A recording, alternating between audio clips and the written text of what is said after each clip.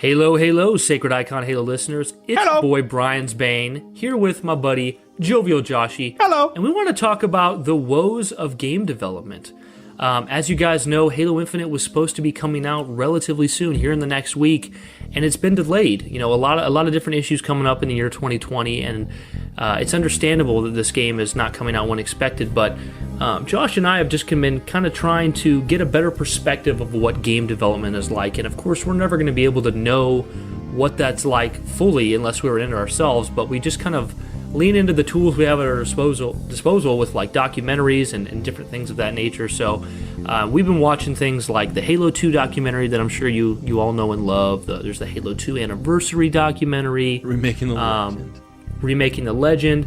We also recently have watched the Raising Kratos documentary on the development of the new God of War. I don't know if you guys have seen that, but it's very insightful. It's like 2 hours long. If not, go watch it. Yeah, I mean, watch it right now. It's so good. But we kind of just want to lean into the idea of what developers go through and what it takes to build a game and make that project come to fruition.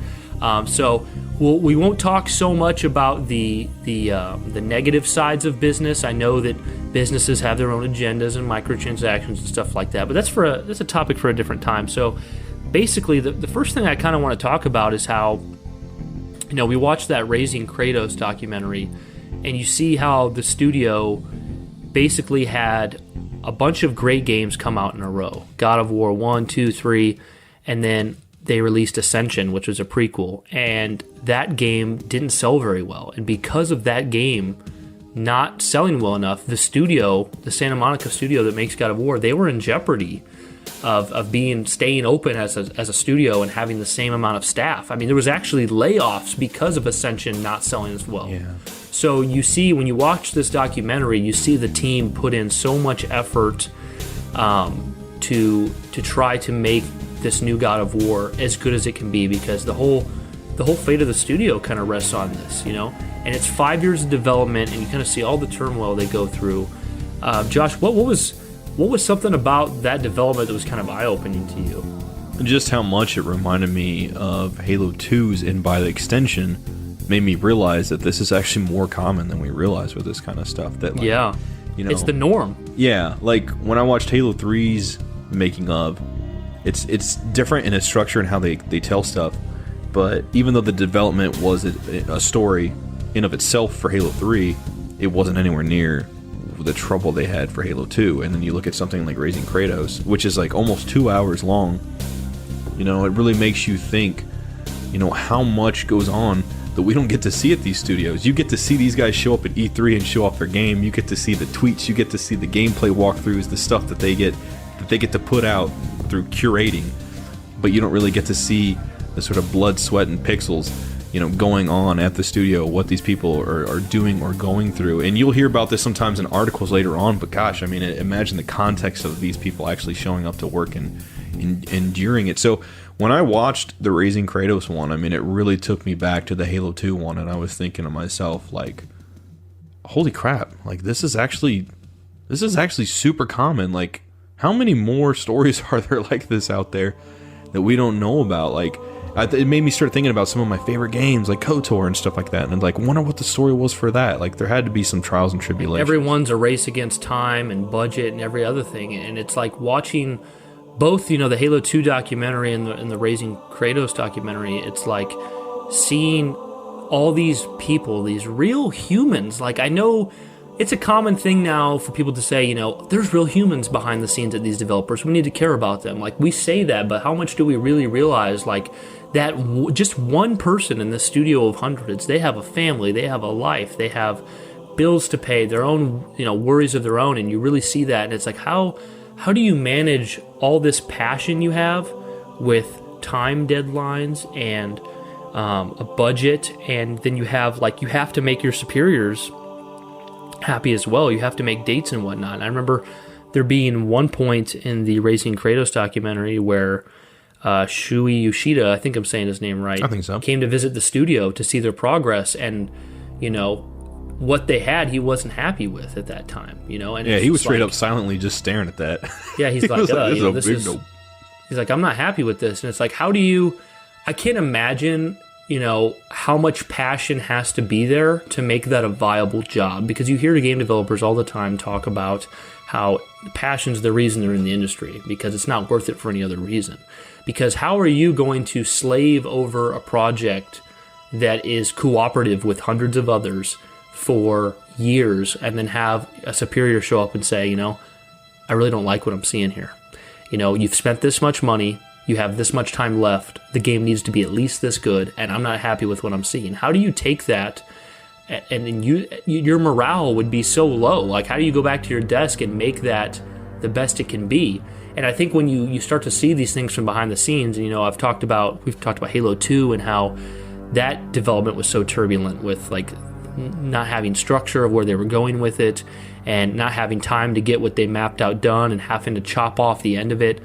And it's just like, when these games turn out to be fantastic, like Halo 2 was, or like God of War was, it's amazing. It's like, it's only the passion, it's only the blood, sweat, and tears that have made that product so good. Yeah. And, I mean, it goes to show, too, that when that stuff turns out successful, you tend to just forget that these people really went through a lot just to get this product in your hands to give you that experience. I mean, we kind of... I think once we get the game in our hands, we can sometimes take that stuff for granted, just the effort. Because it's there, but you just don't think of the gravity of it, Like, in contrast to the Raising Kratos thing, you look at Halo 2's development, where, kind of like you just mentioned before, they were run by a committee because Jason Jones was sort of doing his own thing, and regardless of how that went, that was tough for them. Like, you have someone like, Santa Monica, who had, higher up come in and say, hey, I don't like what I'm seeing. Whereas with, Bungie, it's like you had them in a situation where all these people have all these different ideas. There's no real core leader saying, this is our sense of direction, let's go. It's them all trying to find that way, and then showing off what they had at E3, and then coming back and realizing, like, that's not even going to be in the game. We have to pretty much almost start from scratch in a lot of ways, and trying to race to a deadline and that sprint. And just like, too, you mentioned, like, these people, have their families and all that stuff. I remember when I watched the sprint for Halo 5s, and it would like show like Quinn Del Hoyo. I think some of the first shots we see of him are like in his house, like open up the fridge and getting stuff, and his family's there, and it's like, yeah, these people are like going to work, and they're going to work on this game and stuff, and put this in our hands. Yeah, they're real people. And I mean, and that's part of the reason like I even love this stuff even more, is because like a people like that I've known for Bungie for years, like Joe Staten, Marty O'Donnell, that I've seen talk about in interviews, people from 343, like Bonnie Ross and Kiki and Frank and all these others, like when you have a face that you can put to some of these people, and it helps to think about that when you're playing the game. We don't because you're not really thinking, it's not like when you eat pizza you're thinking about the people who made it, right? Yeah. But it's good to take that in, right, and feel a bit grateful for that. I mean, do you get what I'm saying? Yeah, I think with like you mentioned how they had to prepare the game for E3, and like you're watching like the Raising Kratos documentary, and you're seeing all the nerves of, this game's going to be shown off, this thing that you've labored over for like 2 years, and they show it off, and thank God that it was super well received. Compare that to Halo Infinite. They finally got to show off their baby, and it was mostly criticism. It's like when we're watching the Raising Kratos documentary, you see that after such good feedback, they then had to go back to the studio and say, okay, we have the bare bones of a game here, and we have a demo. We now have as much time or less that we had to make the demo to make the remaining 30 plus hours of this experience. And like how turbulent and hard that must be, but how it's all fueled by, incredible skill and passion. And, so we're looking at like Halo Infinite right now, and how it was supposed to come out within a week, and how it's delayed, and how that studio, 343, they're trying to finish and complete this game working from home in a pandemic after showing their baby off and getting widely criticized for it more than anything. And just watching these documentaries, you got Halo 2's documentary, that's 16 years old now, but then Raising Kratos, that's only a couple years old, and it's the same story really. They're different games in different times, but really the same thing's happening here. There's so much pressure and to just perform and deliver, and when you watch these documentaries for these games that were successes, it almost makes you emotional because you can see the toil it took on people and how it was, in some sense, it was worth it. I can remember at one point in time, I think it was Marty O'Donnell, I'm almost positive, he was talking in an interview and he was saying that people got divorced during Halo 2, that people had to get rid of their pets, they had to kennel their pets for weeks at a time, they had to sleep in the office, and he said something along the lines of, I hope it was worth it. I hope Halo 2 the game was good enough to be worth it. And of course, for many of us in the Halo community, it's either our favorite or one of our favorites. And it's like, yeah, hell yeah, it was worth it. This is why I'm a fan of Halo. I love this game. Thank you so much. But at the same time, like, is a game more important than someone's livelihood, than someone's marriage? Yeah. Like, a marriage should be more important than that. And just the sacrifice and the toll that's taken, watching Raising Kratos, I can remember a couple different times where people got emotional working on that project. I remember that one woman at the top, I don't remember her name. Yes, I liked her. She was great. There was a couple moments where you could tell the stress on her was at a max, because it's like, you know, your whole studio, which employs people to make your game, all is riding on this game. Like, God of War has to be good. It has to knock it out of the park. And when it came out and it got great scores and it sold copies, and, like, you know, obviously the series is back at the top now. God of War is one of the most anticipated PS5 titles. You know, it's kind of crazy to think, even when they went against all odds and they made that amazing game, they kind of have to jump right back into the deep end again and make the sequel to it. And if the sequel isn't good, it's the same deal. If the sequel gets bad scores or it doesn't sell well enough, then the studio is going to be in jeopardy There's again. never a period of rest, really, is there? There's like the little bit of vacation they kind of get, and then it's right back into the studio. And that kind of makes you think about, like, Cyberpunk right now as well. You know, we joke on the podcast about how Cyberpunk's been delayed and delayed and delayed. And it's like, what are they going through there? Obviously, there's been talk of crunch, and it's pretty much, you know, fact at this point that there is crunch going on there. And it's like, yeah, you have people who are passionate about that game, and they want to crunch to get that game done because of their passion. But, you know, people's livelihoods should not be affected this horribly. Yeah, their mental states over a game. You hear a lot of stories over that kind of stuff because of the sort of sustained crunch that sort of comes through that, and not just that in and of itself, but then also just the era we're living in and everyone working from homes. And then, you know, you look at something with them like the optimization. You know, one of the things I keep hearing is that the actual reason is because they're having a hard time kind of optimizing it for the original base Xbox Ones and PS4s.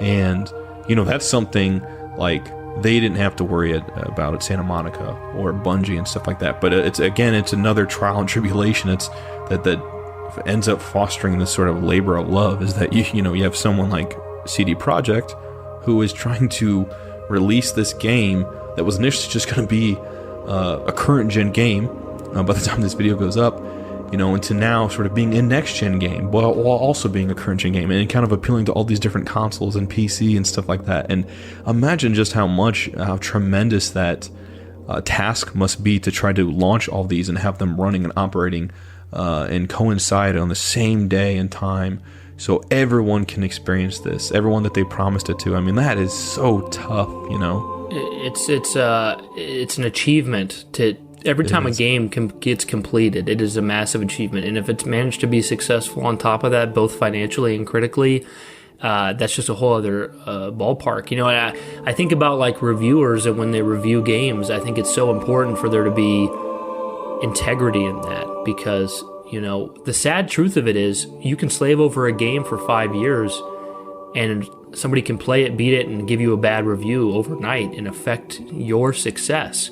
And if your game deserves a bad review, then that's fair. But, you know, you want to, I think ultimately what I take out of this, Josh, and I would love to hear what you have to take away from watching these documentaries and kind of reflecting on the behind the scenes of game development, is that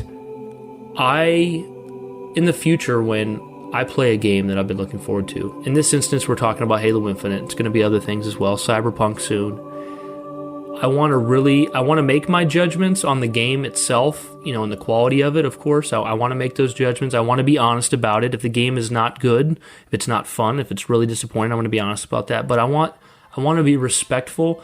I want to acknowledge that real human love and passion and stress and time went into the project, and I want to have that as an underlying base to the things I say about these games publicly.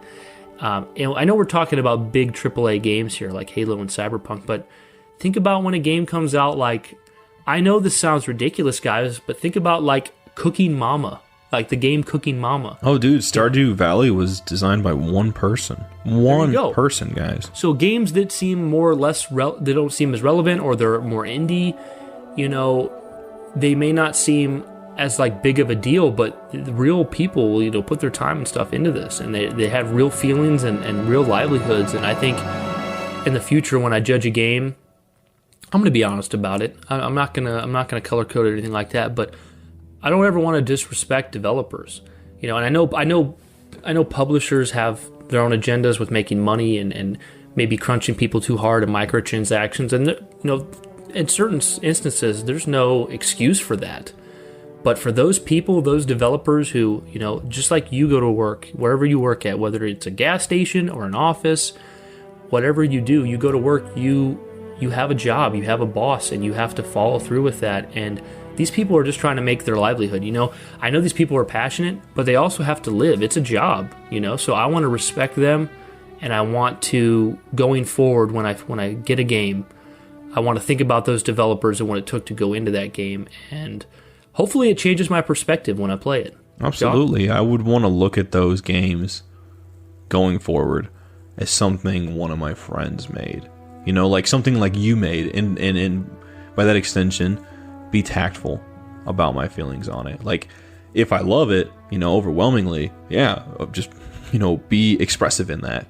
But if I feel mixed, or if I feel on the opposite end of, the positivity, and I'm just not really enjoying it, be tactful about it and try to think of it as these being real people, someone that I might know, like let's say Bryan, and try to find a way to navigate that. Because it's like what's one of the things that means being a good friend? It's when your friend is maybe doing something they shouldn't be doing, or when they're when they're down and out, you're acknowledging that stuff. You're not like hating on them, you're not being rude to them, but you're able to acknowledge that, not just say like, hey, you're on this bad track, man, you need to get off, or hey, man, like, yeah, life does suck, or something like that. Like, it's good to hear them and try to help pick them back up, or make them aware of stuff, but like do it in a tactful way, right?